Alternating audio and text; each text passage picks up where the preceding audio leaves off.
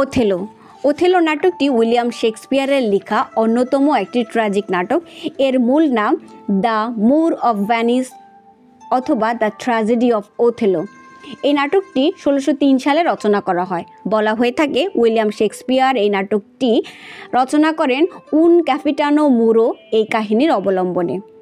ভেনিসের সেনানায়ক Othello, যিনি একজন মোর। এই নাটকটিতে উইলিয়াম শেক্সপিয়ার তুলে ধরেন মানুষের বর্ণবিদ্বেষ, ঈর্ষা, প্রেম, বিশ্বাসঘাতকতা ও অনুশোচনার মতো চিরপরিচিত ঘটনা ও বিষয়বস্তু। এই ঘটনার মূল চরিত্রে রয়েছে Othello, Desdemona, Iago, Cassio, Bianca, Emilia, Brabantio, Roderigo, Duke of Venice সহ অন্যরা। কাহিনীর সূত্রপাত হয় রোডারিগোর আক্ষেপের মধ্য দিয়ে, যে ইয়াগোকে জানায় যে ব্রাবান্সিওর কন্যা ডেসডিমোনা সেনাবাহিনীর প্রধান মুর জেনারেল ওথেলোর সঙ্গে গোপনে বিয়ে করে, যা তাকে দুঃখ দেয়, কারণ সে ডেসডিমোনাকে ভালোবাসতো এবং বিবাহ করতে চেয়েছিল।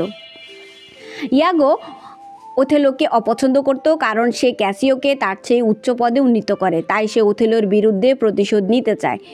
তাই সে রোডারিগোকে পরামর্শ দেয় যাতে সে ব্রাবান্সিওকে উস্কে দেয়, এবং তার কথায় ব্রাবান্সিওকে উস্কে দেয়। ব্রাবান্সিও ক্রুদ্ধ হয়ে ডিউকের কাছে অভিযোগ করে ওথেলোর বিরুদ্ধে যে ওথেলো জাদুমন্ত্র করে তার কন্যাকে প্রলুব্ধ করে নিয়ে গেছে।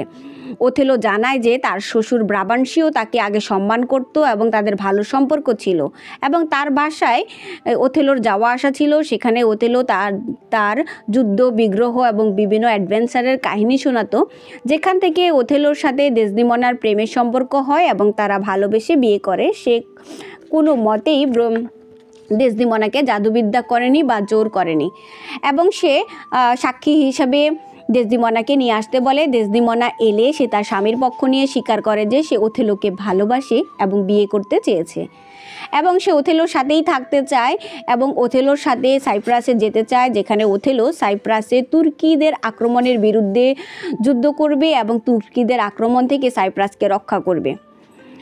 তখন ডিউক এই প্রস্তাবটি মেনে নেয়। সেখানে ওথেলোর সাথে